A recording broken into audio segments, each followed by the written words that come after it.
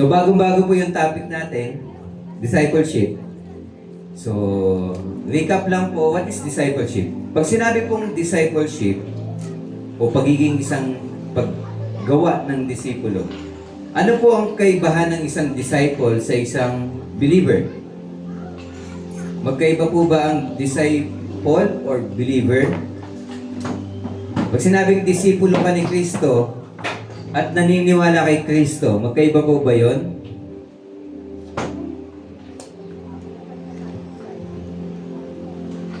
Pakitaas ang kamay ang naniniwala na ang believer at ang disciple ay parehas lang.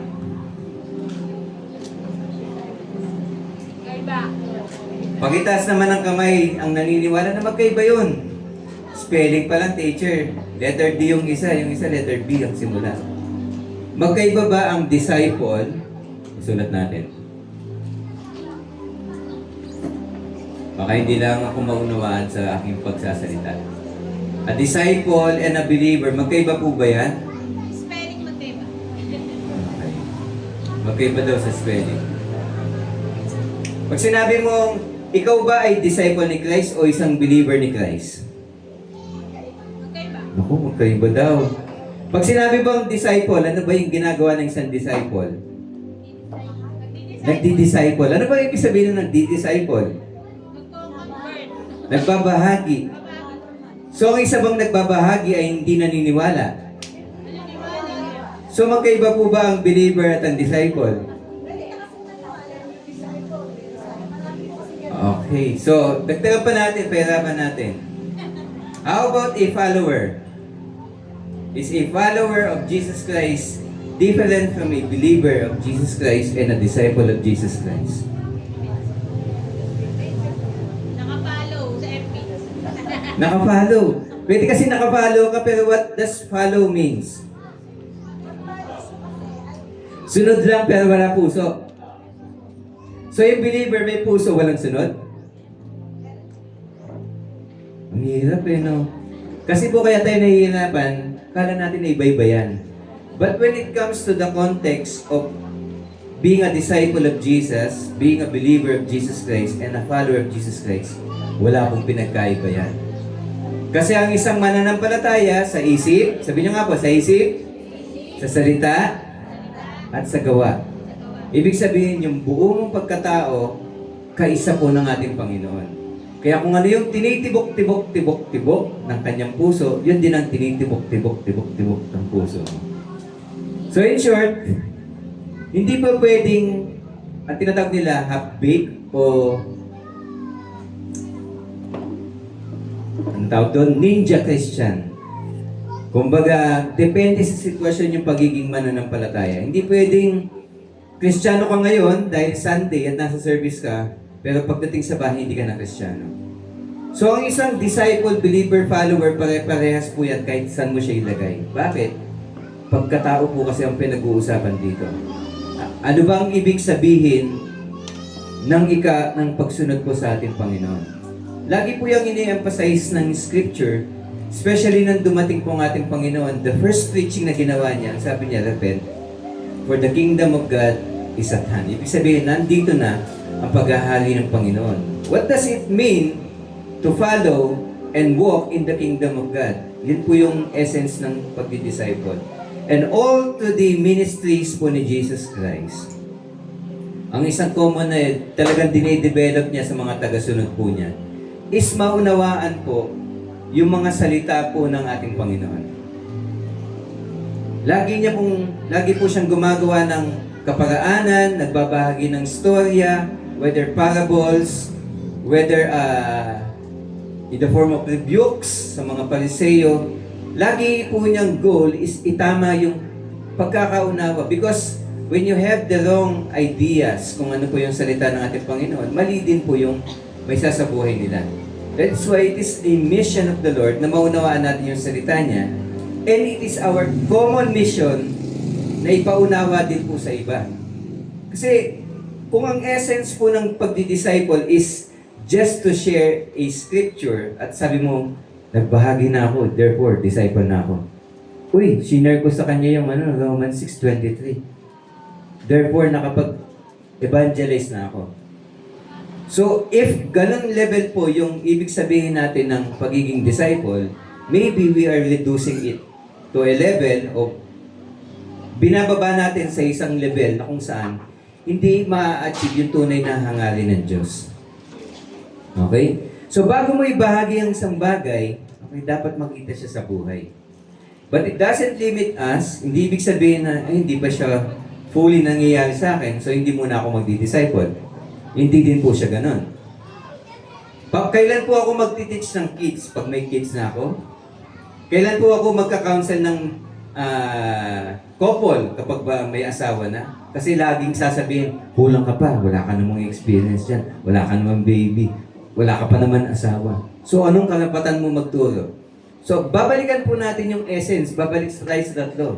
Ano po ba yung ginagawa mo? If you are discipling, if you are a believer and you are a follower, ang itinuturo mo ay hindi mo sariling kaunawaan. Ang itinuturo mo ay mga salita na nanggaling mismo sa Panginoon. Bakit? Kasi yung salita po natin, even though powerful siya, kahit gaano natin ka-eloquent o kaganda yung pananalita po natin, kahit gaano po natin to kalakas bigkasin, wala pong power yun, okay, to change a person on his yung tamang purpose na dinesign po sa kanya unless yung salitang ibabahagi mo sa kanya nang galing mismo sa Panginoon. So the essence of discipleship is living the Word of God and sharing it. So that one by one, okay, bawat isa po nababago and from glory to glory, kumakalat po yung kaharian ng Panginoon. Yun po yung essence from the beginning na sinasabi ng Scripture na yung glory ng Lord, ikalat. Hindi po yun yung parang magtatayo tayo ng isang worship team na kapag nag-held ng isang malaking concert, lahat na nakikinig, kilabutan. Landam ko, presensya ng Diyos. Nandito sa church na yun. Okay, what if hindi ganun? Si Satanas ba nandito? Okay. So the essence of discipleship is to understand who God is, understand His Word, isabuhay yung salita po niya.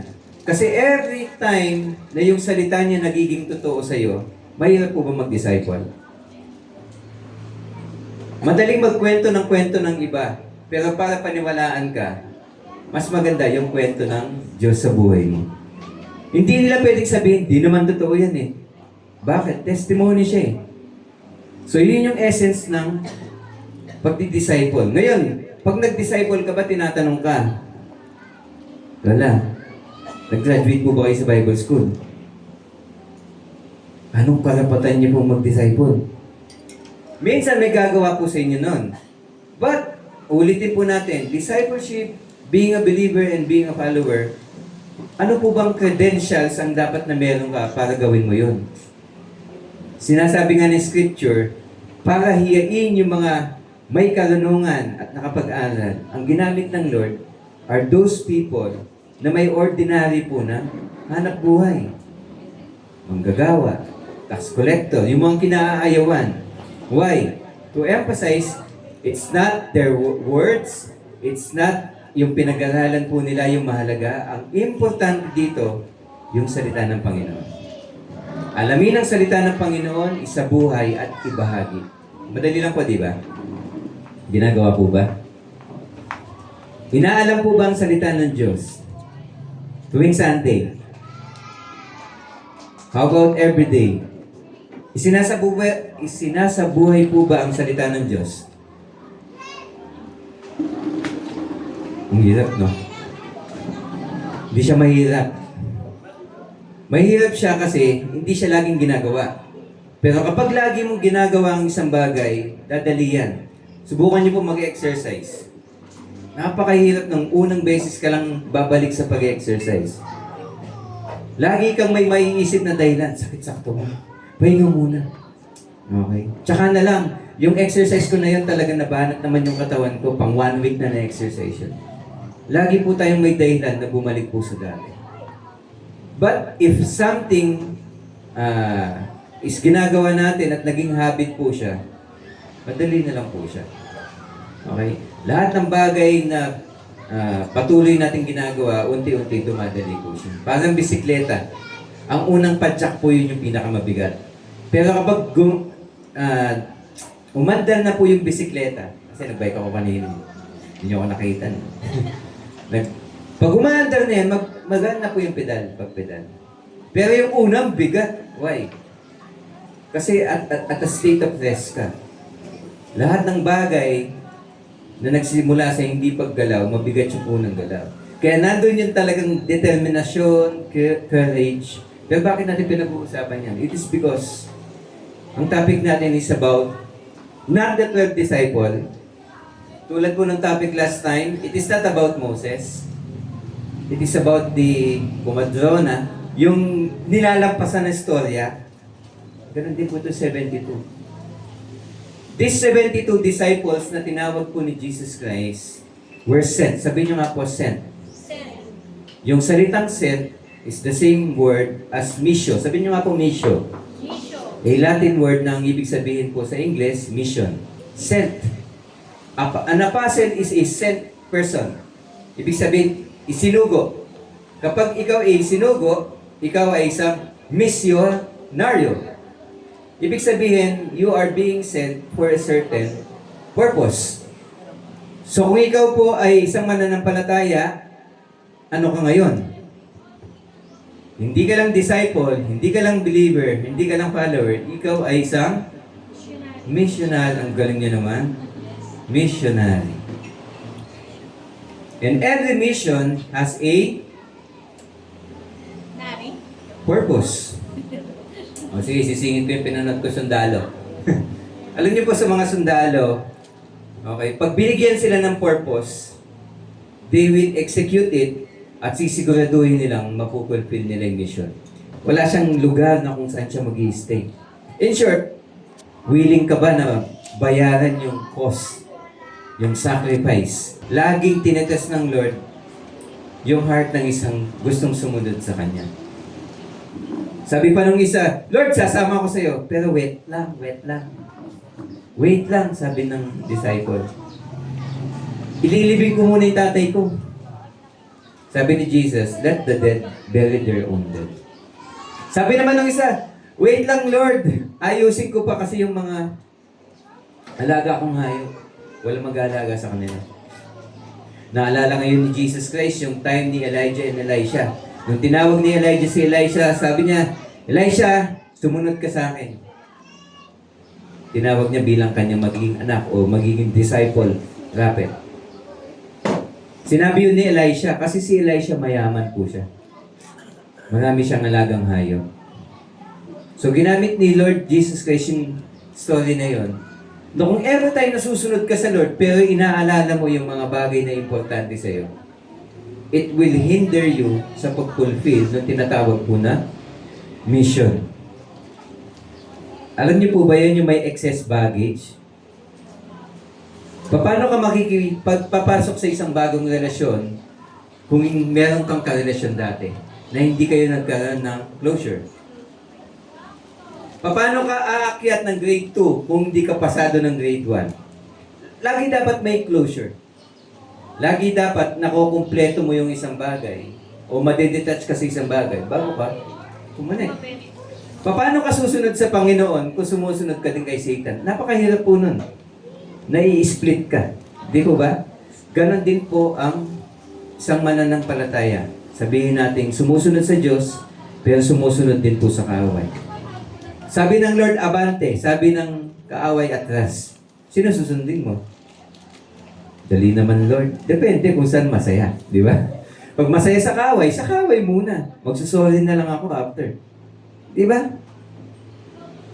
Pero sabi ng Scripture, ang mga double-minded, parang waves yan. So, ibig sabihin, kung nasaan ang hampas, nandun ka. Kung saan ang sikat, nandun ka. Pero ano pong ibig sabihin ng gumagalaw na ganun, pabalik-balik? Wala kang kapayapaan. Imagine mo, hinahanap mo yung saya kung nasaan yung sikat, nasaan yung hype. Diba? Uy, may kainan dito, kain tayo dun. Shhh, nandun ka. Tapos lahat nagpuntahan, hindi na masaya. Meron na namang sumikat na isang kainan, doon ka na naman. At pag uwi mo ng bahay, nag-reflect ka ngayon, pakiramdam mo, hindi ka na masaya. Bakit? Kasi yung kasiyahan mo, hindi siya naka-anchor within. Okay? Kaya, ang dali mo pong hampasin ng bawat sitwasyon. Mapaproblema yan, mapaisang bagay na kasiyahan yan. Ang dali mo pong masway. Ang dali mong mauto, ang dali mong pasiyahin. Why? Dahil hindi mo nauunawaan what is really meaningful and what is really of purpose. So, ang isang misyonaryo, nauunawaan niya yung something that is greater than himself. If meron kang isang bagay na higit pa sa sarili mo, okay, willing kang itaya lahat-lahat. Ganun po mga magulang, di po ba? Para sa mga anak nila, di po ba, itinataya nila yung buhay po nila. Even na yung mga nanganganak eh. Di po ba? Sabi nga ni Nanay Abeng, kalahating pa ba? Yung sampaan, nakabaon na sa hukay. E paano po pag nanganak? Inuhukay ulit. Di, ang point lang po, willing silang itaya. Kasi pwede naman nilang sabihin na, hindi, palaglag ko na lang to. Nang sa ganun, mahihirapan pa ako. Pero mo, 9 months, bibigbilin ko to. Tapos paglabas, iyak pa ng iyak. Tapos pupuyatin pa ako. Tapos pagtanda, sisigawan lang ako at mumurahin. Kung alam lang ng magulang yon at kung wala lang pagmamahal yung magulang, ang dali po nilang gawin yun. Pero bakit nila ginagawa na ipagpatuloy? Because the Lord planted in their heart a mission. Na yung buhay na ipinadaan po sa kanila, ipinagkatiwala sa kanila. It is greater than being an ordinary person lang. Yung maging channel ka, okay, para sa susunod na henerasyon. Yung kids, di ko ba? Ba't natin sinatsaga yan? Pwede naman tayo dito, tayo-tayo na lang. Bahala na sila, malalaki na yan eh. Tsaka may mga magulang naman yan, ba't naman inaasa sa church? Di ba pwedeng ganun tayo magdahilan? But because we see something beyond ourselves. At tandaan niyo po, a disciple, hindi naman yan pinapabayaan niya ang sarili niya. It is just, nakafocus siya dun sa bagay na tinitignan ng master niya, na mas importante. Ulitin ko po, ang disciple, hindi po yan taong pabaya sa sarili. Kasi iniisip natin, disciple ako, lahat ng kinita ko, ibigay ko sa service, sa missions. Hindi po ganun. Pero bakit ginagawa ng mga workers yung ganung bagay? Because they see something beyond themselves. Nakikita nila yung isang bagay na inilagay ng Lord sa puso po nila. Kaya yung pagiging disciple po nila may hugot, may lalim. Yung pag-awit nila may lalim. Yung pagkalinga nila sa kapwa nila may lalim. Yung pag-work nila kahit nagpupunas sila ng upuan, may lalim.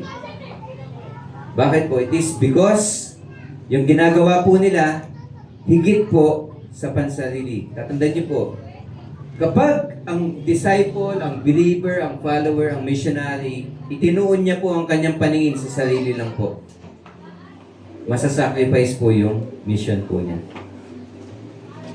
Sa tingin mo ba, kapag gera yan, at may kailangan kang iligtas doon, but at the same time, posible kang mabaril? Sa tingin mo ba, papasukin mo yung gera po na yun? Hindi. Iisipin mo muna, sigurado bang hindi ako tatamaan? O kaya sigurado bang may bulletproof vest ako? O kaya sigurado bang may backup ako? Nauunahan muna yung mga kaaway nang sa ganun makapasok ako ng safe. Ano pong ibig sabihin nun? Nakafocus ka na on yourself, not on the mission. Therefore, malaking chance mo isa-sacrifice mo yung mission rather than isa-sacrifice mo yung self. Sinasabi ba dito pabayaan ng sarili? Hindi. Okay, but a believer, a disciple, a follower, a missionary, lahat ng ginagawa niya nakatuon po doon. Okay? Naunawaan po. So, hindi po yan yung storya pa. Babalik po tayo dito. In Matthew chapter 9, Luke chapter 9, bago po sinend out ni Jesus Christ, itong 72 po na disciples, ang una niya pong inutusan ay yung 12. The 12 disciples na tinawag po niya.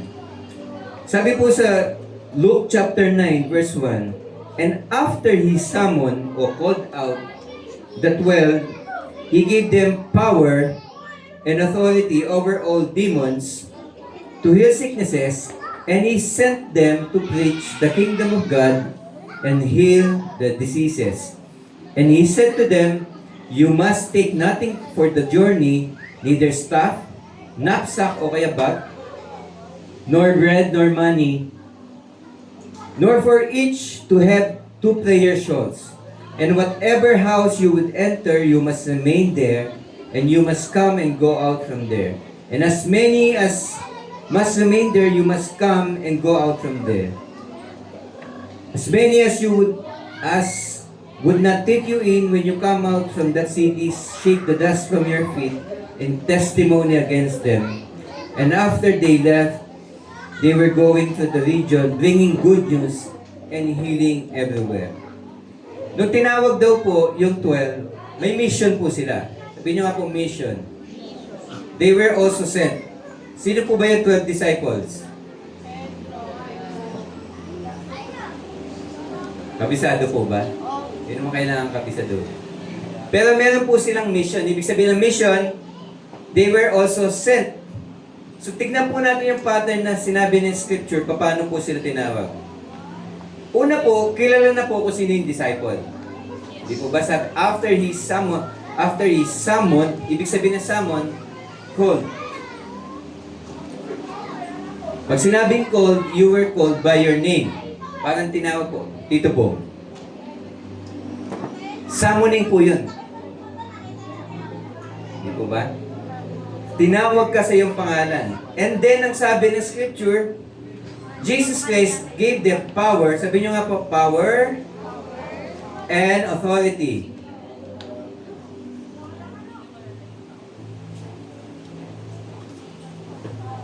Ano po ang kaibahan ng power sa authority? Power yun dito. Yung pag naglalakad ka talagang gumaganon yung mga tao. Lakas ng presensya niya. Malakas pala kinikili. Mabaho pala hito. Pag sinabi pong power, kakayahan. Strength. Kaya pag sinabing the Lord God Almighty, ibig sabihin, pinakamakapangyarihan sa lahat. Power means something that enables you to do something. Kung ito pong whiteboard na to ay sobrang bigat, sabihin natin, kasing bigat po niya ay 4 na kaban ng bigas. Sa tingin niyo po ba mabubuhat ko siya? Bakit di ko siya mabubuhat? Kasi kaya ko lang isang kaban. Therefore, I am powerless than what is required. So, hindi ko ito magagawa. Bakit? Wala sa akin yung kakayahan to do it. Kahit na tinawag ako, kung wala akong power, kahit na ganun pa ako kadisidido, yes Lord, gagawin ko yan. Binuhat mo, hindi mo mabuhat. Bakit? You are powerless. Pero sabi ng Lord, Jason, wait lang. Nakikita mo ba yung traktora? Yes, Lord. Gamitin mo yung traktora. Hindi ko sinabing buhatin mo na sabay-sabay. Ilagay mo pa isa-isang kaban doon sa traktora. The Lord empowered me. Binigyan ako ng kapangyarihan. Yun po yung empower. Something that you cannot do on yourself, but the Lord gives so that it will enable you to do it. Kaya iniisipin mo, Tita Joy, di pa ako makapag-disciple. Oh, sabi ni Tita Joy, bakit naman? Di pa po ako marunong? Tsaka baka mauktal ako kapag nag-share ako ng gospel. Babalikan mo to, Tita Joy. The Lord will empower you and will put the right words into your mouth. At kung ano sasabihin mo according to Scripture, it will penetrate the hearts and the minds hindi ni disciple mo. Nakita niyo po yung sheep? Nung una, natatakot yung magdi-disciple. Bakit? Wala daw siyang power sa bibig. Mauutal daw siya, parang si Moses. Pero sabi ng Lord, ang power hindi sa'yo. Kasi kung sa'yo, hindi mo ko kailangan. At baka kung ano-ano pang sabihin mo, therefore, ang kapangyarihan manggagaling sa akin. Naunawaan po ng power? Eh ano naman ang authority?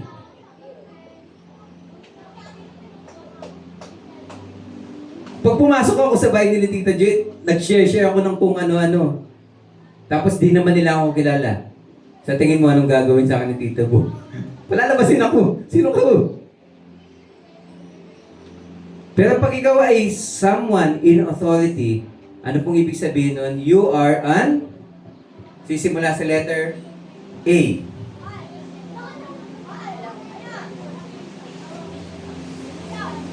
Inaaral na po natin yan. Back in the Kingdom of God series. Nagtatapos sa letter R.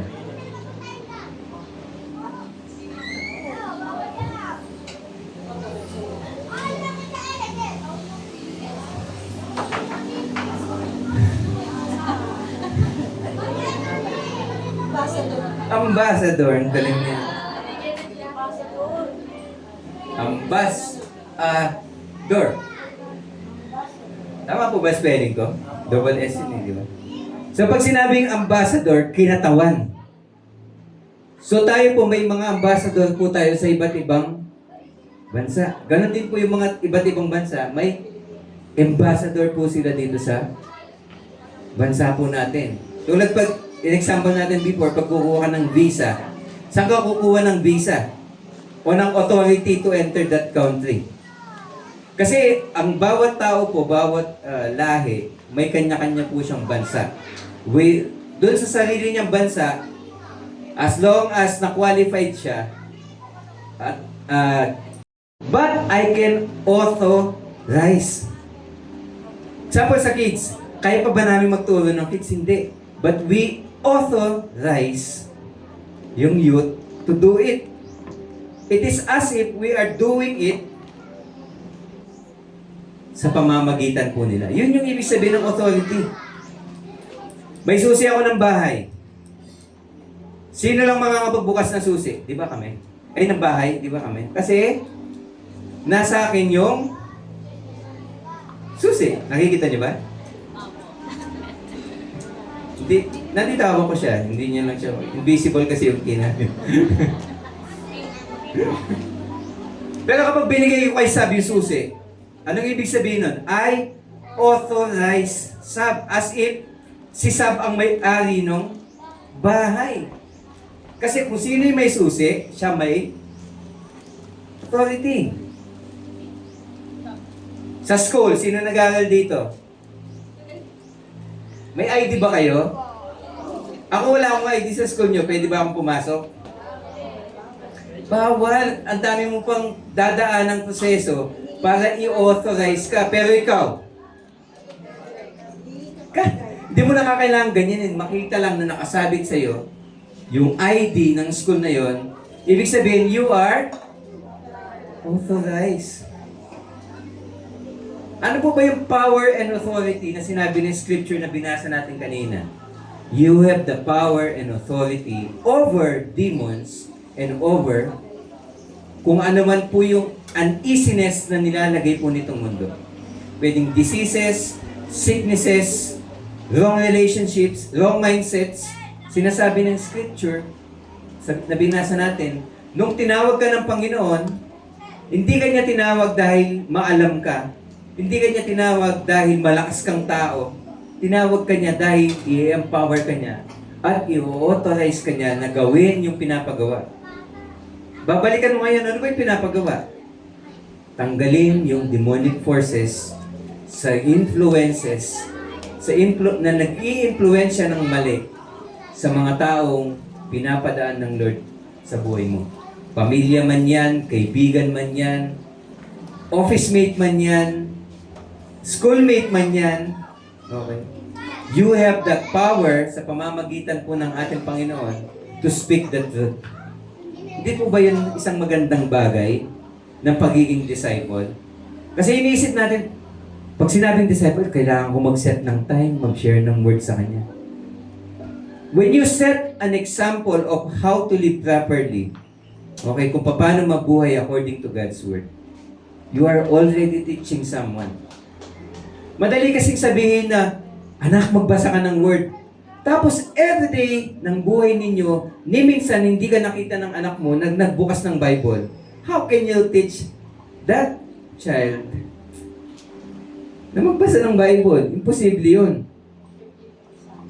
Lead by example.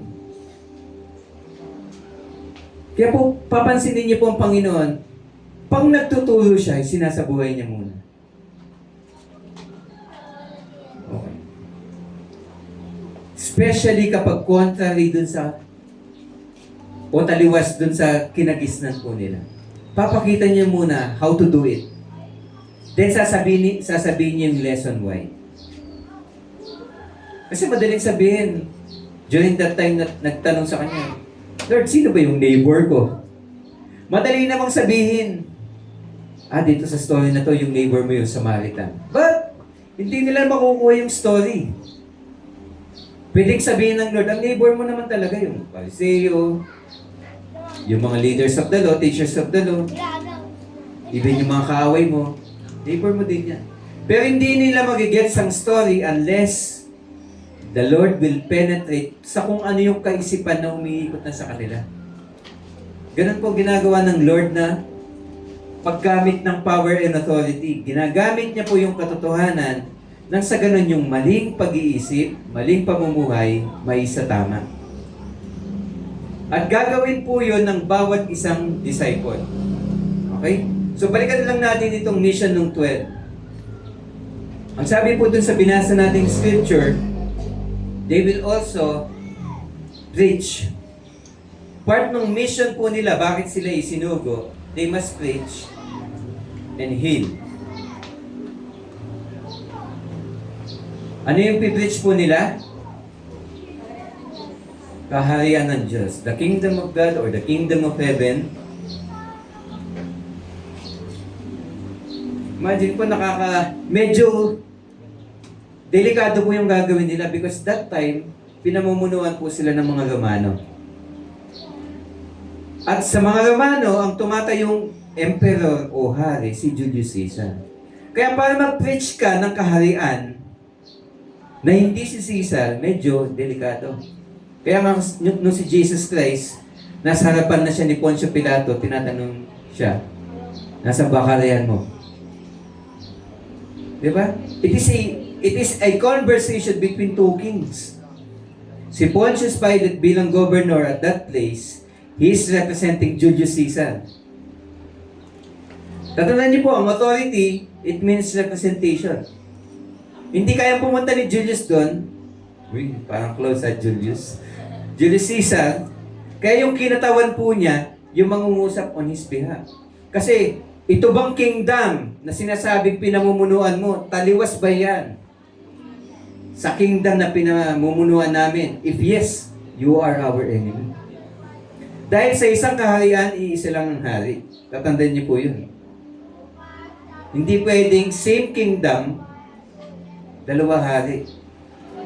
Sa loob ng tahanan, sino hari? Yung malakas ang boses. Hindi. Iisa lang ang hari. Yung parents. Subjects, children. Hindi baliktad baka ang hari yung bata. Kuha mo ako nito. Tanan mo ako nito. Ayoko nitong ulam. Pag ako yun, hindi huwag kang kumain. Nakikita niyo po, pag dalawa ang hari o dalawa ang reyna sa loob ng isang pamilya, ang tawag po doon, gera. Kasi not at all times pareho po yan ng layunin, kagustuhan. Kaya tinanong ni Pontius Pilate si Jesus, totoo ba yun sinasabi? Na ikaw ay isang hari? Totoo. Pero yung kaharian ko hindi dito. Church, sinabi niya, hindi ako threat sa sinasabi niyong kaharian niyo. Actually, my kingdom is better and beyond your kingdom. In short, ano sinasabi ni Jesus Christ?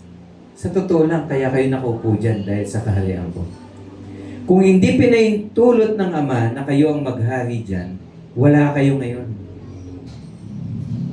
Ano pong naramdaman ni Pontius Pilate? Ano lumabas sa bibig niya? Kung natatandaan niyo po yun sa scripture, ang lumabas sa bibig niya, wala akong makitang kasalanan sa taong ito. Kaya kung gusto niyong parusahan, kayo na lang. Ginawa niya yung tubig, hinugasan po niya yung kamay niya. Ayokong dumanak ang dugo na nanggaling po sa mga kamay ko. Nakita niyo po?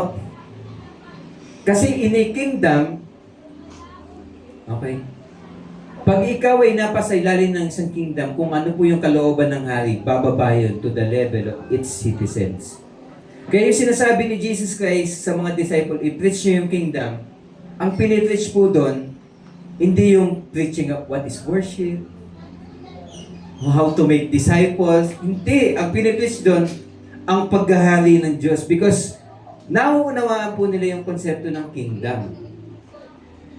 Tayo, napakarami na nating lessons, pero very important na maunawaan natin yung konsepto ng paghahari kasi ganun ang Diyos natin. Isa siyang hari na yung salita niya, yun yung batas. The more na nauunawaan natin what is a kingdom, kung ano yung mindset ng isang kingdom, okay, mas madali po natin maunawaan yung scripture eventually. Kasi ang Lord, nangungusap siya sa kanyang mga anak bilang isang hari. Yes, he can be a father, he can be a counselor, he can be an advocate, but as a lawgiver, he is a king. Ibig sabihin po nun, yung salita po niya, may diin, may bigat, may kapangyarihan. Kaya pag sinabing, hindi kita iiwan, hindi kita pababayaan, may bigat yun. In short, lahat ng kung ano ang meron ng Diyos, backup mo. Para kang sinabi, sige magpa-outreach kayo, kung bahala, sagot ko yan. So, paano ka magpaplano pag ganun? Hindi, konti na lang kasi baka maubusan siya ng pera. O ganito na lang para simple lang. Pag nag-ooperate ka on an unlimited mindset, nakikita mo yung mga bawat problema, bawat balakid na napakaliit na lang. Yun yung tinuturuan ng Lord na, ano ba yung pipreach namin? Pag ba mag-share ako sa isang tao, agad-agad ko bang sisimulan sa ganitong verse? Sana maunawaan niya na preaching the gospel or preaching the kingdom of God. It speaks about understanding what is kingdom, what is kingdom of God. At the same time, tutulungan mo yung tao na maunawaan niya what is kingdom of God. Kasi pag naunawaan niya na ang Diyos pala ang tunay na naghahari, sa Diyos pala nanggagaling lahat ng resources, okay, lumiliit po yung problema. Okay? Kasi kapag nagka-counsel tayo, for example, o nagdi-disciple tayo, kapag ang laging pinag-uusapan yung problema, syempre, part ng healing process po yun. At hindi na pag-uusapan yung paghahari ng Diyos at yung supremacy ng Lord, na ang Lord ay nakahihigit pa kaysa kung ano mang bigat ng problema na meron ka. Okay? Mas madali pong masolve o mas madaling maghilom po yung mga tinatawag na sugat. Kaya po sinabi ng Lord, part ng pag-call sa kanila, part ng pag-empower at pag-authorize, inuutusan po sila na mag-preach. Lagi pong tatandaan, yung pagiging isang disciple ay isang bagay na hindi mo pinili. Kung susuriin mo pong mabuti to, lahat ng bagay na to ay gawain ng Panginoon. Pagtawag, being in a ministry is something na syempre dinidecide mo, nagko-commit ka. Pero bago ka mag-commit, tinawag ka. Kasi pag alam mong tinawag ka, okay, hindi ka pwede magturo ng iba. Lord, siya na lang. Hindi, you were called by your name. Ibig sabihin, you have unspecific, nag-English no? Meron kang specific na purpose, nahirapan na ako sa pag-English. Meron kang specific purpose na kailangang gampanan. Na hindi mo pwedeng ituro kung kahit na kanino man, kaya naman niya Lord eh. Lord, yung 12 disciple na lang kasi sila naman, nakasama mo talaga. Dinadamay mo pa kami, Lord. Busy-busy ka na dyan. O busy-busy din kami dito. Tsaka na lang, Lord. Huh? When you were called, hindi ka pwede magturo. In-empower ka kasi alam ng Lord kulang. In-authorize ka kasi alam niya may mga balakid. Okay? At itinatama niya yung point of view. What is the real mission? You must preach the gospel and you must heal them. Yung healing, it is not just may lagnat yung isang tao, may malubang sakit, heal that person. You can pray for that person. But healing comes from the Lord. Okay? Ano po ba yung heal na tinatawag dito? Lahat ng tinatawag na uneasiness. Pag sinabi pong is,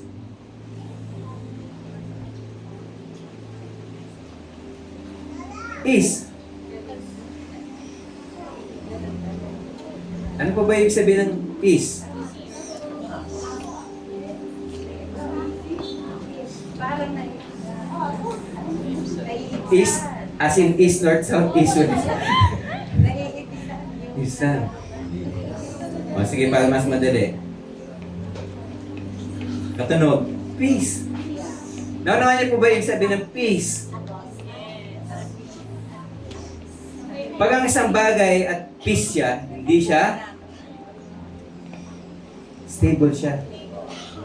Pag ang kaisipan mo stable siya, you are nasa tamang katinoan, you are at peace.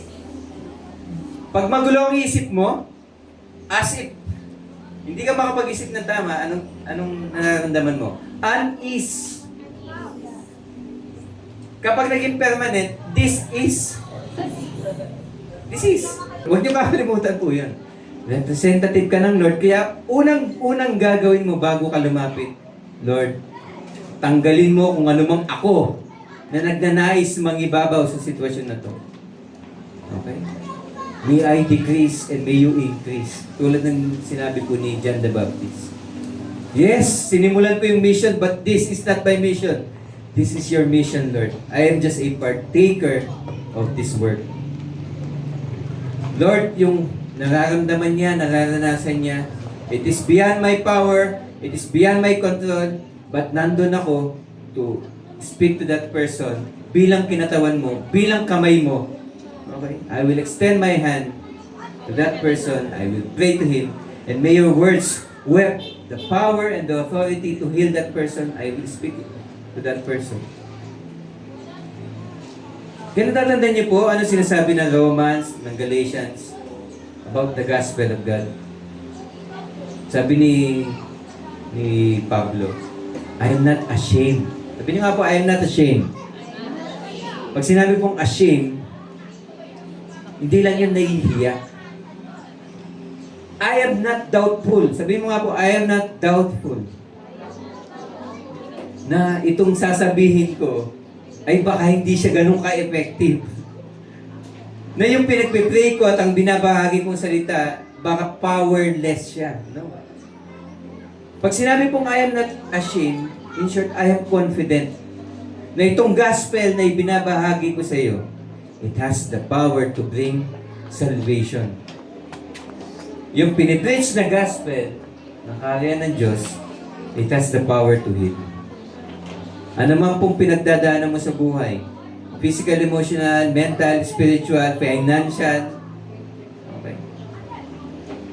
Meron po bang mahirap sa Diyos? Wala. Sinagot agad din. Baka mag-isip pa kayo eh. Yan siguro. Wala pong mahirap sa Diyos.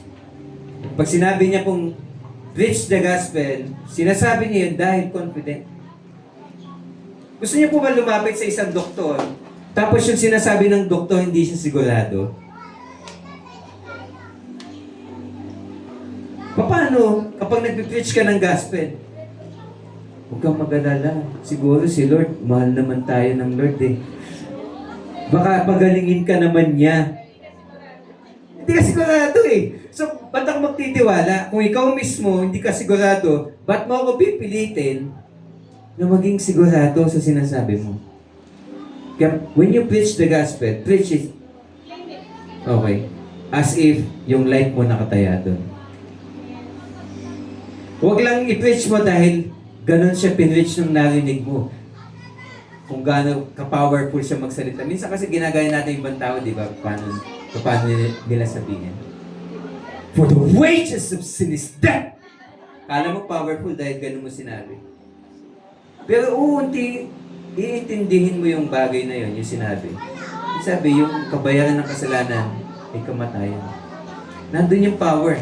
Pag naunawaan mo na ang kasalanan pala ay napakabigat na bagay, sa tingin mo, ano magiging effect nun? Kung naunawaan yun ng isang tao, it will transform that person's life.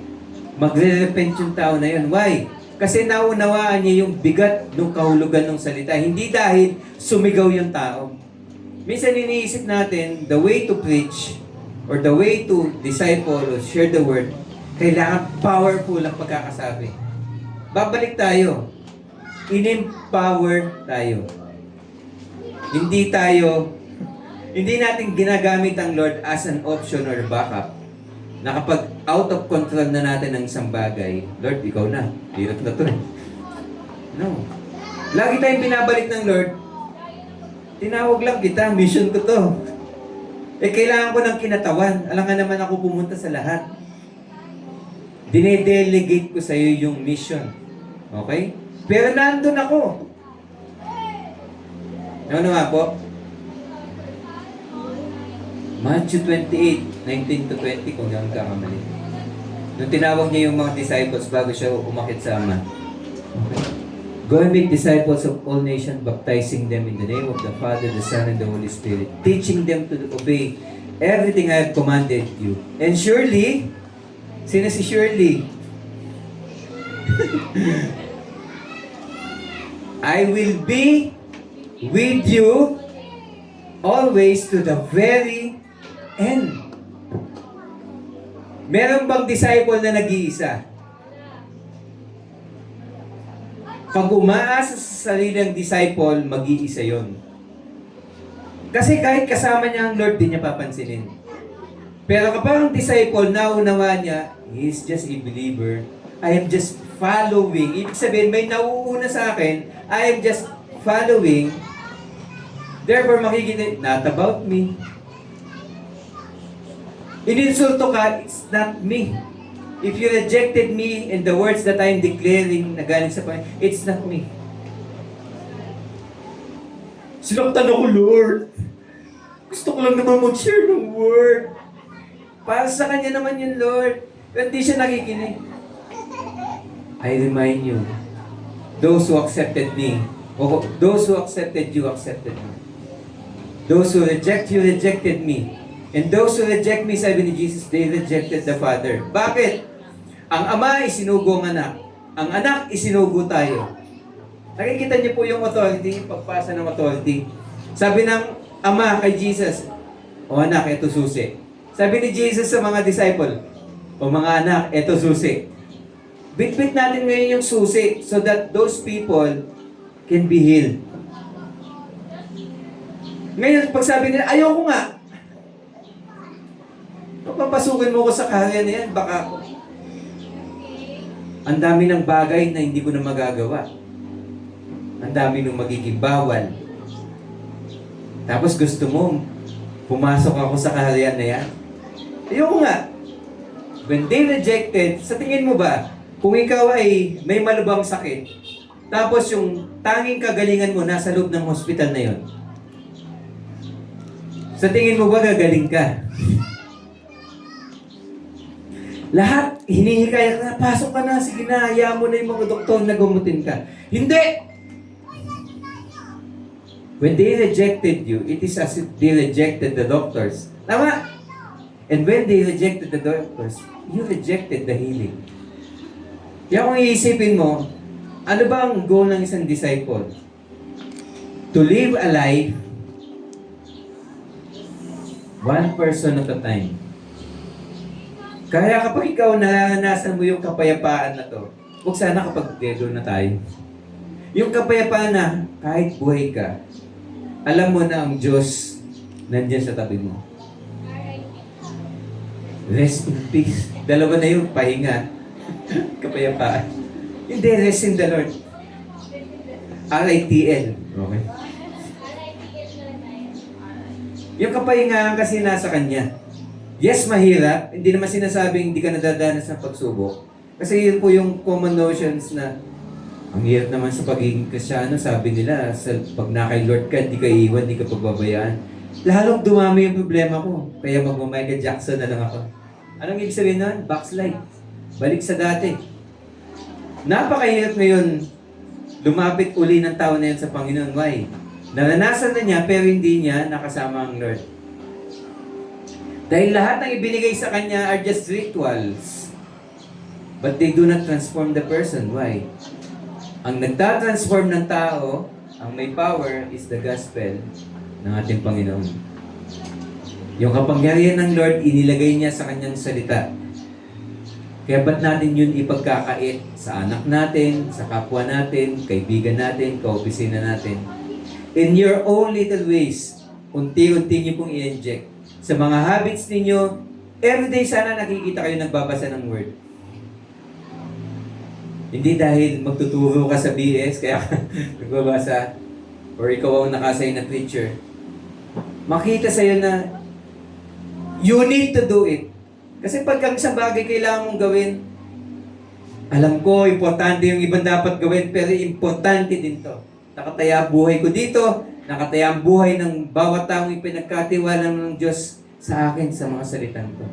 At sa lahat ng mga makakasalamuha ko, nakataya yung buhay nila sa mga salitang binabasa ko at isa sa buhay ko.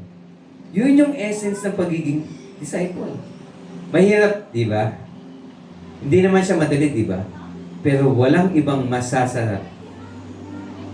Naisip ko yung kata. Kundi po yung makita mo yung isang tao na nakilala niya ang Diyos. Okay? Hindi mo kailangan pilitin eh. Sana ipag-pray na yung tao na yung makilala niya ang Diyos. At yung encounter na yun magdulot ng hunger. Kasi pag nagkaroon ng kauhawan yun at kagutuman, hindi mahirap mag-disciple eh. Pag nakikita mo ang isang tao, nagbabago, gumaganda yung buhay, ang dali pong sumunod po dun eh. Pansinin niyo naman sa social media kung sino yung hina-hype. Pupuntahan mo. Uy, may bagong bukas na ganito. Hype lang pala, hype. Tapos nagpunta ka doon, hindi ka naman na-satisfy. Pero dahil na hype, ang daling sumunod. Pero sa Diyos, pag natikman mo siya, nakilala mo talaga siya, okay, sasabihin mo, walang katulad. Wala nang hihigit sa'yo. Ang sabi ng Lord, take nothing. Huwag kang magdala ng pagkain. Huwag kang magdala ng inumin. Huwag kang magdala ng bag. Huwag kang magdala ng additional prayers. Balabal. Ano po bang ibig sabihin po nun? Sa kultura po nila, okay, normal yon. Siyempre, magkakilala po tayo lalo. Naglalakad ako sa daan, naglalakad po kayo opposite way, at na-encounter ko po kayo along the way. For example po, lalaki po kayo, kasi bawal pag babae. Ang gagawin ko po nun, at pag nakita nyo rin po ako, tatakbo po tayo sa isa't isa. Alam niyo po yung story ng prodigal son? Kung paano po tumakbo yung tatay, at kapag paglapit po nila sa isa't isa, ang ginawa ng tatay, okay, pagbabasihan po yung kultura po nila, hahalikan niya po yun sa kaliwat kanang pisngi. Nang may excitement na parang, ang tagal na kitang di nakita! After po nun, sisenyas yung tatay at yung anak, o yung dalawang magkakilala, hawakan po nila yung kanilang puso. Alam ko, tinuro ko na po ito sa inyo. Hawakan ng puso, hawakan ng bibig, hawakan ng loob. With my heart, I love you. Yung ibig sabihin, baka nakikita niyo po sa mga palabas, yung gumaganon po sila. As part po ng pagbati nila, kapag may nakasalubong po silang kakilala. Okay.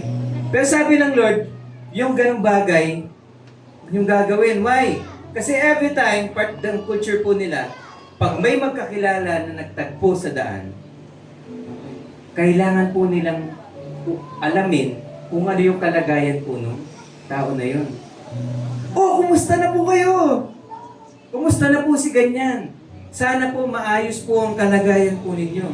Si ganito po ba, kumusta na? At yung pangungumusta po na yun, umahaba po ng umahaba at the minimum ng 30 minutes.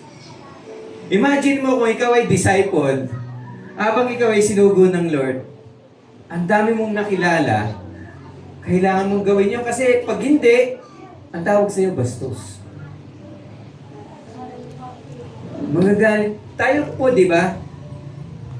Papasok ka sa trabaho, nakita mo sa jeep, uy, kakilala mo yung gaganon ka lang. Second mo tanong, bayad ka na? Yung sa jeep, ganun po ba? Ako hindi pa eh, pagbayad ako. Hindi, ganun lang po, di ba? Tango lang, di ba? As if, okay na.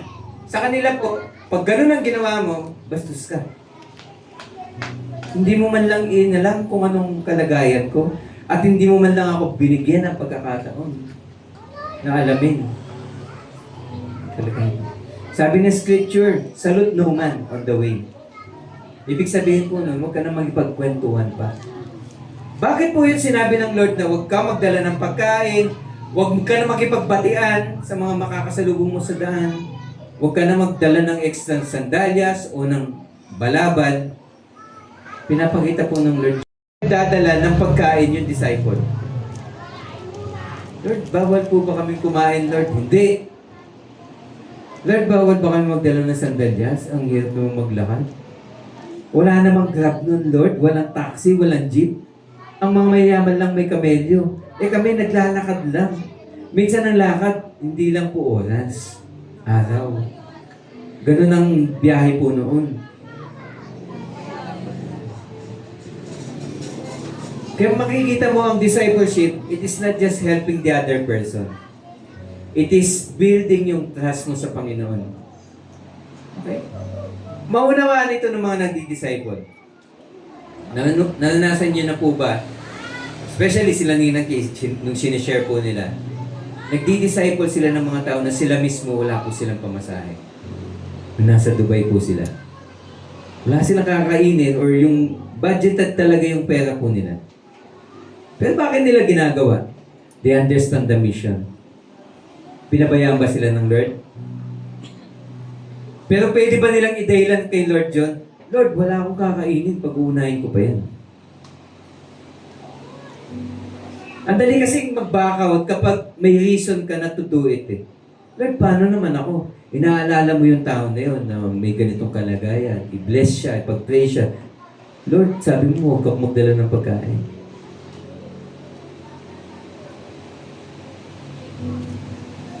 It is building yung trust po. Okay, sa atin ng Panginoon. When we disciple, we do not just help yung ibang tao.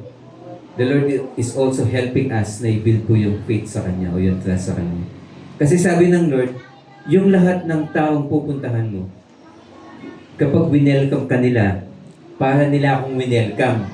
So kapag winelcome nila ako, anong gagawin nila? Pakakainin ka. Naunawaan po? Ay, baka libre ito kayo. Order kayo! Sagot ni Tito Bong. Sky's the limit. Okay. Ate.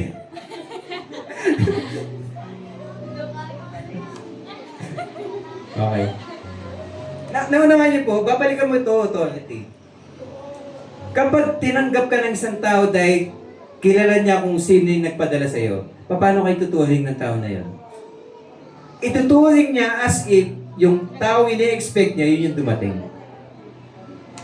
Tsaka during their times, part of their culture, na kapag may stranger sa isang town, hospitality, kung natatandaan niyo po yung pinag-aralan natin sa kultura po nila. Ang paniniwala nila kasi kapag may mga dayuhan na pumupunta sa lugar po nila, baka yun ang Panginoon na nagkatawan bilang isang anghel o bilang isang tao. Kaya sa kanila po, welcome na welcome ka dito. Poprotektahan ka as if yung buhay ng bisita mo mas higit sa buhay nila. Tandaan niyo po ba sila? Sila ay binisita ng mga anghel bago gunawin ng Sodom at Gomorrah. Tapos sabi ng mga tao, nakita namin na may pumasok na bisita sa loob ng tahanan mo. Ibigay mo sila sa amin nang sa ganun, makapag-sex kami sa kanila. Kasi uso po noon yung ganong kahalayan. Anong sabi po nila? Hindi pwede. Eto na lang ang mga anak ko. Nasa tamang katinuan ba sila? Pero ipinapakita po as part of their culture, ang mga taong ito ay posibleng anghel o mensahero ng Panginoon.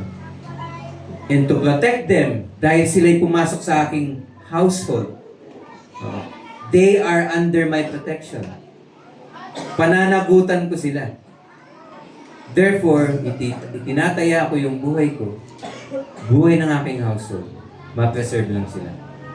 Ganun po yung value ng hospitality sa kanila. Kaya ang sabi ng Lord sa kanila, huwag kayo magdala ng pagkain. Yung mga taong tunay na nakakakilala sa akin, pakakainin kayo. At kapag pinakain kayo, ibigay niyo yung kapayapaan. Rich, heal. Kasi yung taong nag-aantay sa Panginoon, malalaman niya na ito na yung kasagutan ng Panginoon. Okay? Hindi nangungusap ang Lord. For example, ang Lord, kailangan po tayong magtagpo. Hindi lang po ako kakausapin. Kakausapin din po kayo. Na yung anak kong si Jason, dadating at pupunta sa bahay niyo. Hindi po ako may alam lang doon na sasabihin, Nay, nilid po ako ng banal na espiritu. Punta daw po ako sa... Malalaman niyo po yun. At sasabihin niyo po sa akin, inaantay kita kasi sabi ng Panginoon dadating ka. Two-way po siya lagi. Yung nananalangin sa Panginoon, malalaman niya na yung dadating na tao sa buhay po niya. Padala po yun ng Panginoon. Kaya yung kapayapaan, may ilalagay po sa lugar na yun. Pero yung hindi, kahit preach ka ng preach, yung tao na yun, hindi siya receptive na tanggapin ng Panginoon, i-reject lang. Kaya anong sabi ng Lord sa mga disciple? Pag ganun, pagin yung paa niya. It is as if two parts. Ginagawa po kasi yon, yung practice na yun bago sila pumunta sa Holy Land. Okay? Ano man pong karamihan na nakuha nila sa kanilang biyahe. Symbolically, pag pinagpag nila, it is as if cleaning themselves bago sila pumasok po sa Holy Land. And also, it is a prophetic warning or symbol na kung saan itong bayan na to o itong household na to na tinanggihan yung kaharian ng Panginoon, yung wrath ng Lord pupunta doon. Yan po yung symbol na ginagawa po nila. Nakita niyo po, they are called, they were empowered, authorized. Ito yung mission nila, preach and heal. Ito yung resources nila, nothing. When you have the Lord, you have everything. Kaya even yung pangangailangan mo, it will be added. Okay? Seek first the kingdom of God, and everything shall be added unto you. Okay? So sa kaharian ng Panginoon, walang citizen na gutom. Kasi kapag ang citizen umiyak, nagreklamo, kanino po yung sisi? Sa hari. Kung ikaw ay citizen ng kingdom niya at gutom ka, lagi kang inaag-alpusta ng iba, hindi ka makapamuhay ng maayos, kanino yung magbabackfire yun? Sa pamumuno po ng hari. Ayaw ng hari yun eh. Na nahihirapan o nasasaktan yung mga pinamumunuan po. Ano po ba yung ending? Naging successful po ba sila? Siguro po. Naging successful po ba sila? Naging successful po sila. Tuwang-tuwa sila that even demons bow down when they say the name of Jesus. Natapos na po ba yung story doon? Natapos na po ba yung story? After the 12 disciples were sent out on a mission to heal, to preach the kingdom of God, to heal the sick. and win the lost. Successful mission, tapos na? Tapos na, di ba? Dito pa lang po papasok itong story na pag-uusapan natin. Kasi habang tinitignan ng Lord yung mga tao after nung first mission, napakadami pong nagugutom. Symbolically, nung taong sumunod po kay Jesus Christ, sabi ng mga disciple, Teacher, ang dami niyan at maggagabi na. Pauwi na natin sila. Nabasa niyo po ba yan? Sabi ni Jesus Christ, hindi. I-grupo niyo sila by 50s at paupuin niyo sila. Kakain tayo kasama sila. Teacher! Walang budget.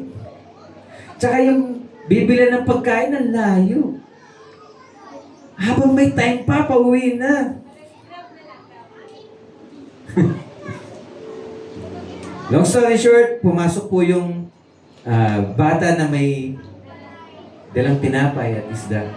So, binless ng Lord yung pagkain na yun, ibinahagi at may 12 basket pang sobra. It is the miracle of feeding the 5,000. Yun yung sumunod na story. After ng story niya, pumasok po ito.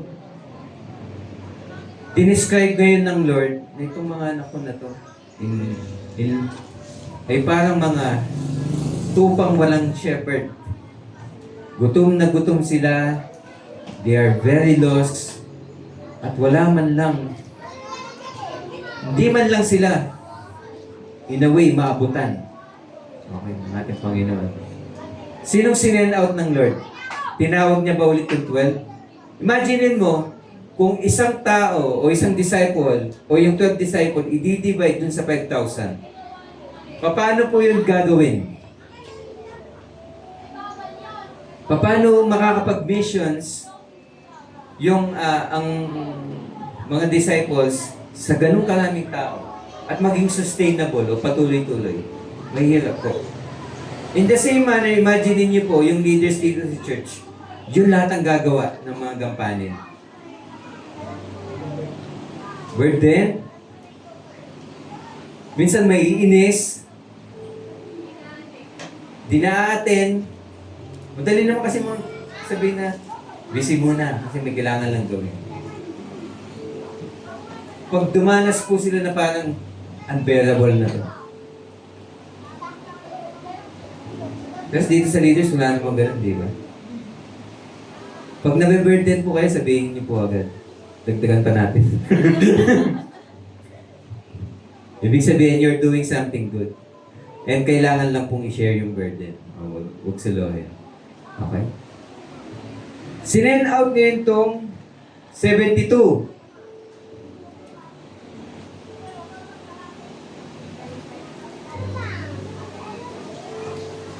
Ano po ba yung mission nila? Pag binasa mo yan, after this, the Lord appointed. It is the same word as called out or summon. So they are also called and sent parang apostle, okay, 2 by 2 in every town and place. So ito palang 72 na to, ang objective po nito is bawat nation, bawat place or place. In short, yung hindi nahagip nito, role yun nung 72. Nakikita niyo po ba yung messaging na ginagawa po dito? Hindi lang po leaders ng church yung may yung yung inutusan ng Lord to do the mission. Bawat isang mananampalataya na tinatawag ng Lord, part ka ng mission. Okay? Kaya kung natatandaan niyo po yung sa Matthew 28, ang ginamit po doon, the Great Commission.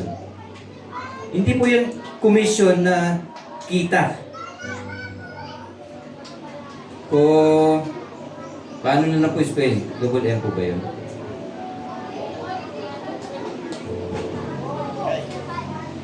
Ibig sabihin po niyan, common mission. Sinugo sila, sinugo po din tayo, therefore, sugo. tayo. Okay? Common sugo. Okay? Common mission. Pareho tayo ng mission. Kung ano ang mission ng nauna, ganon din ang mission ng mga sumunod.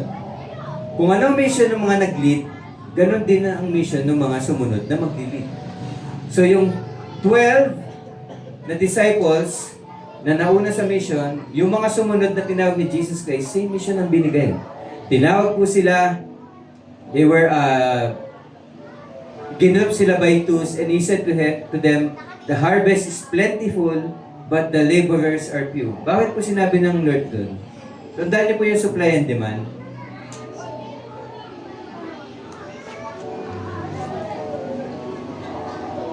Ewan ko kung nabalitaan niyo po, Jessica, so po ba yun? Sa isang lugar po, napakarami po nung na-harvest na kamatis. At dahil hindi na po maibenta anong ginawa po nila, nabulok lang yung kamatis, ibinaon na lang po sa lupa. In the same manner, sa panahon po nila, pag dumating yung time na nahinog na po yung grapes, okay, iniiwasan po nila na ma-overripe po yun sa may mismong puno, ay sa may mismong halaman. Hindi kayang bitbitin ng iilang tao yung gampanin ng Lord. It is meant to be shared. Sabi mo nga, it is meant to be shared.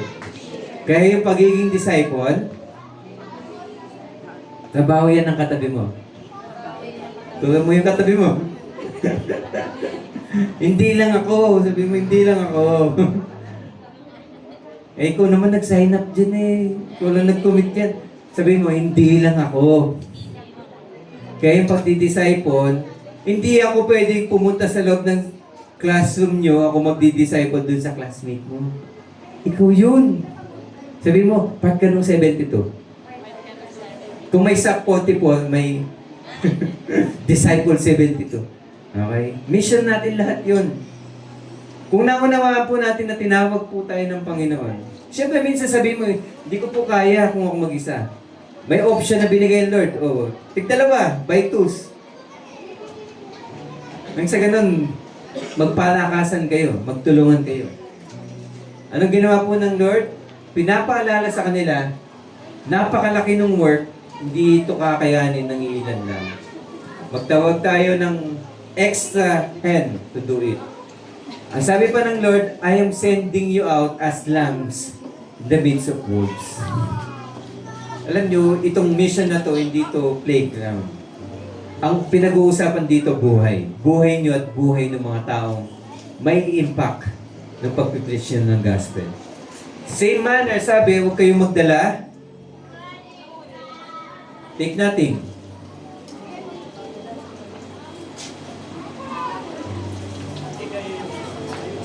Go your way, behold, I am sending you out as lambs in the midst of wolves. Verse 4, carry no money bag, no knapsack, no sandals, and greet no one on the road. Isnabin niyo muna yung mga kakilala niyo. Kasi nasabi ng urgent na, hinog na tong mga to. Kasi kapag hindi pa sila na-pick up, malaki ang chance hindi na sila lalapit. Nakuha niyo po ba yan? Dadating kasi minsan sa point ng isang tao, kailangan niya na yung tulong ng Lord. At ikaw yung nilalagay ng Lord doon. Pero, tsaka na lang, sabi mo. At yung tao na yon, umisip na siya ng ibang paraan. And minsan, tinatapos niya. Pwede po yun. Tinatapos niya, it's either buhay niya, tinatapos niya yung mga bagay na hindi dapat tapusin. Pero dahil umasa siya sa Lord, pero tingin niya walang kasagutan, bibitaw siya, hanap siya ng ibang kaparaanan.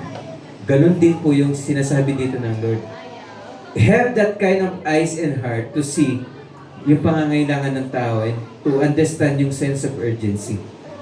Nasabi niya, alam ko, na-miss mo yung makakasalubong mo sa daan. Na-miss mo na makipagkwentuhan, makipag-update. Pero sana maintindihan mo may urgency dito. Okay? Whatever house you enter, first say, peace be to this house, and if a son of peace is there. Ibig sabihin, pag ang Panginoon talagang inaantay niya, i-welcome ka niyan. Pag winelcome ka, magstay ka doon. Pakakainin ka doon, kukumutan ka doon. Okay? At ibahagi mo yung salita ko sa kanila. Do not go from house to house. Huwag kang maniguro. Okay? Whenever you enter a town and they receive you, eat what is set before you. Heal the sick in it and say to them, the kingdom of God has come near you. But whenever you enter a town and they do not receive you, yung nga sinabi ng Lord, shake the dust from your feet and leave that town. Okay? Minsan kasi tayo po ganun. Nagdi-disciple pero walang nawiwin. Tingin natin, di po ba? Di ako effective. Kasi walang nawin. O kaya, pinag-pray ko naman, kaso namatay din. Baka wala talaga akong power. Naunawaan po. Common po yan ang nangyayari. Kasi ang dami ko na din pong pinag-pray, namatay po sila. Kaya natatakot din ako minsan pag pinag-pray ko ba ito? Pero lagi pinapaalanan ng Lord, bakit? Ikaw bumayawa ka ng buhay nila? Sa'yo ba nakasalalay kung mabubuhay sila o hindi? Ang sabi ko lang naman, pag-pray mo sila. Binahagi mo ba yung salita ko sa kanila o binahagi mo yung salita mo sa kanila? Ang sabi ko lang sa iyo, bahagi mo yung salita ko sa kanila. And I am the Savior, not you. Every time na nami-miss out natin yung ibig sabihin nitong mga to, napakalaki ng tendency na malihis tayo ng focus. Tsaka yung mission natin, hindi natin magagampanan ng tama. Okay. In the same manner, binigyan po ba sila ng same power and authority and same mission? Yes. Iba po ba yung pinapagawa sa 72? Pero ito, kasunod lagi nila si Jesus. Physically. Mula nung magsimula ng ministry. Itong mga to, probably, yung iba, but most of them hindi. Pero binigyan po ba sila ng ibang mission? Sino lang? Kung sino yung Diyos na merciful nung inutusan yung 12, it is the same God na nagutos din doon sa 72. Ang sabi, punta kayo sa mga bahay nila. Pag in-accept kayo, well and good, stay in that place, preach the gospel, heal them. Pag hindi, shake the dust of your feet. Ano po sinasabi ko nun? May pinili ba ang Diyos kung sino pupuntahan? Kasi kung meron, Lord, bigay mo na lang sa akin.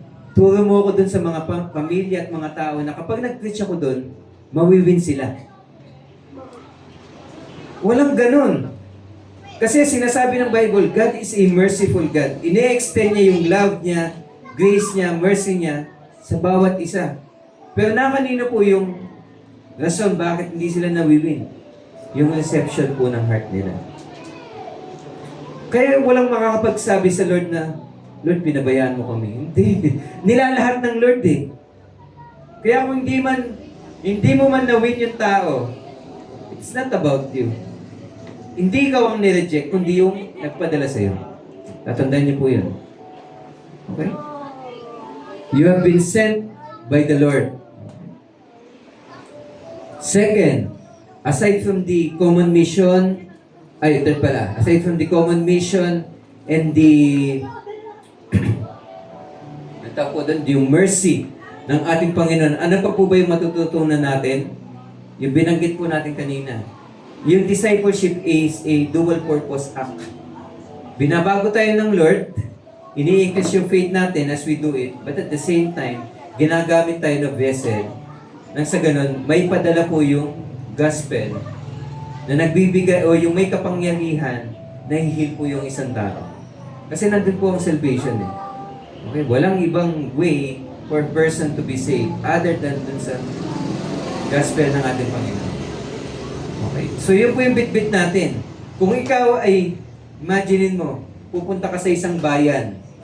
Okay? Yung bayan na yun ay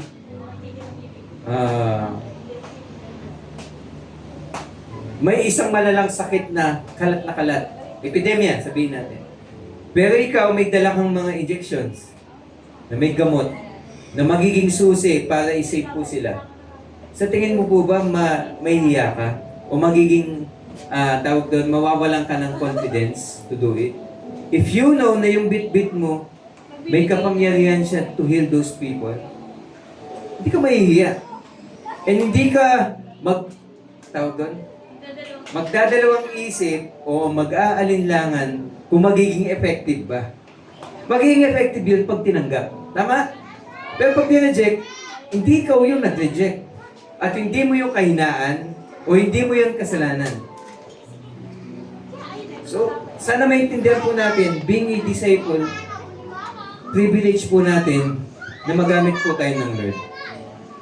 Itinama nito yung position natin sa pamilya ng Lord. Yes, one part yun. But at the same time, binigyan tayo ng isang mission that each and every one is kailangan gawin po natin. Hindi man tayo part ng 12 disciples na nauna. Okay? Symbolically, we are the 72 disciples na isinent out ng ating Panginoon.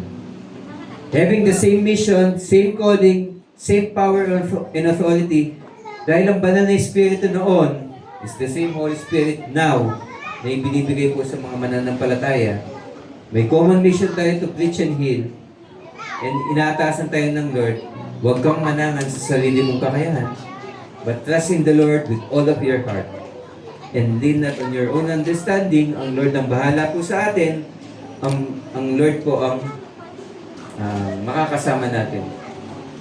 Fast forward ko na po, babasahin ko lang. In verse 17 to 20, ang sabi po dito, and the 72 return with joy. Bumalik daw po itong 72 after nila magawa yung mission. Ang sabi nila, Lord, even the demons are subject to us in your name. And he said to them, I was watching Satan while he was falling as lightning from heaven. Sabi niya, nakita niya daw na gumuguho at nahuhulog si Satanas. Symbolically, it is saying na kung ano man po yung burdens, ano man po yung mga tanikala na bumabalot po dun sa buhay ng mga tao na na-preachan po nila ng gospel, nakita nila na nawalan ng kapangyarihan si Satan sa pamilya na yun o sa mga tao po na yun. Behold, I have given you authority to trample on snakes and scorpions and upon every power of the enemy, and nothing could harm you. But you must not rejoice in this, because the spirits are subjects to you. Sabi ni Jesus Christ, yes, totoo, nakita ko na mas naging makapangyarihan kayo kaysa sa kapangyarihan ni Satanas. Pero huwag kayong sumaya dahil dyan. Ito dapat ang maging kasiyahan nyo. Ano po ba yung binanggit? Nevertheless, do not rejoice in this, that the spirits are subject to you. But rejoice. Sabi niyo nga po, rejoice. Okay. But rejoice that your names are written in heaven. Ano pong ibig sabihin po na? Sabihin mo sa katabi mo, ikaw pala ay citizen ng kaharian ng Diyos. In short, pinag-ahalian ka pala ng Panginoon. Part ka pala ng mga anak ng Panginoon. Yun yung dapat mong ikatuwa, hindi yung parang, uy, hangaan niyo ako ha. Oh, gusto ko lang magsaya kasi walang napala yung mga demonyo sa akin. Sabihin ko lang yung pangalan ni Jesus na lumaya sila. Lumalaya sila. Sabi ni Jesus, totoo, magagawa niyo yan kasi in-empower ko kayo eh. In-authorize ko kayo. Pero huwag kayo magsaya dahil dyan. Yung essence ng ginagawa niyo is this. Magpakasaya kayo kasi nakasulat yung pangalan niyo sa Book of Life. In short, parang sinasabi ng Panginoon, magpasalamat kayo na kilala niyo ako at may mga tao pang nakakilala sa akin dahil sa inyo. Okay? Because being a disciple, it is a relationship. Anin mo naman yung mga breakthroughs na nangyari, yung mga masasaya, yung mga manifestation, sabihin natin miracles na dumaan sa buhay mo, if yung relationship mo sa Lord wala. Sabi niya, one thing is very important na huwag niyong kakalimutan as a disciple. Yung lahat ng ginagawa niyo is para tulungan ako na yung kawan o yung family ko na buo. Imagine yun, parang Jessica Soho lang talaga. Yung long lost son, hinahanap mo lang talaga. At part ka dun sa tagahanap. Na kapag naibigay mo yung message, maririnig yun ng anak eh. Naririnig ko to, kinakanta to sa akin ng nanay ko nung bata ako. Pag narinig niyo yung salita na yun, mabubuksan. Oo nga. Tatay ko nga yan, hindi na kailangan ng DNA test. So, ganoon din po yung sinasabi ng Lord. Pag narinig nila yung salita ko at tinanggap nila, makikilala nila ako. Sapagkat matagal ko na silang hinahanap.